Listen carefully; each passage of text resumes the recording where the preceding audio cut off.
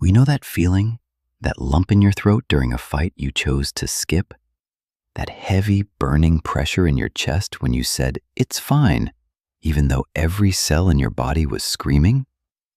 Most of us think conflict avoidance is emotional maturity. We call it keeping the peace. But in biological terms, it's a slow-motion act of self-sabotage.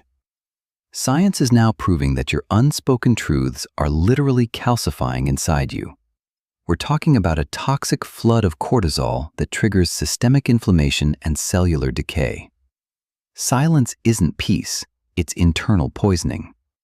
Today, we're dissecting the biology of the nice person and showing you why your immune system starts attacking you when you refuse to set boundaries. This is Unforced Mind. Let's get uncomfortable. When you swallow an insult, your brain doesn't realize you're just being polite. Your amygdala, the brain's alarm system, detects a threat. It triggers the fight or flight response. But here's the paradox. You don't fight and you don't flee. You sit there, paralyzed by social expectations, and you smile. Because that energy has no exit point, it loops inward. Your body stays in a state of high alert for hours. This effectively shuts down your vagus nerve, the highway of your parasympathetic nervous system, blocking your ability to recover. Think of it like redlining a car engine while the parking brake is on. You aren't saving the engine, you're melting it from the inside out. Studies in psychoneuroimmunology show that chronic repressors have significantly higher levels of systemic inflammation. You aren't avoiding a fight with them, you're starting a war with your own cells. There's a dangerous myth in Western leadership. The most powerful person in the room says the least. But there's a massive difference between strategic silence and fear-based suppression. If you are silent because you are afraid of the fallout, you aren't a stoic leader. You are a victim of your own fear. Every time you swallow your truth to save a relationship, you are actually destroying it. Why? Because you aren't bringing your real self to the table. You're bringing a filtered, hollow version of yourself. By framing silence as peace, you've tricked yourself. In reality, silence is internal aggression. You are choosing to hurt yourself so that someone else doesn't have to feel awkward. Does that sound like self-mastery to you? So how do we stop the poisoning? It's not about becoming a jerk. It's about becoming biologically honest.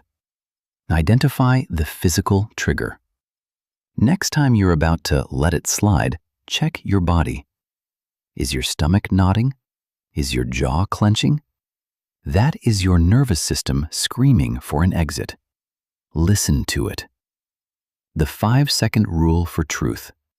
If something feels wrong, address it within 5 seconds. "I'm not comfortable with that" is a complete sentence. It doesn't need a 20-minute explanation. Prioritize biology over social harmony. Your T cells, the cells that fight off viruses and cancer, literally function better when you are assertive. Setting a boundary is quite literally a medical necessity. Swallowing your truth is like drinking poison and waiting for the other person to die. But you're the one who ends up in the hospital. Your body is not a trash can for the words you were too afraid to say. It is the vessel for your potential. If you want to master your mind, you have to stop suffocating your soul. Leave a comment below. What is one boundary you've been too afraid to set? Writing it down is the first step to neutralizing the poison. If you're ready to stop being nice and start being healthy, hit the subscribe button.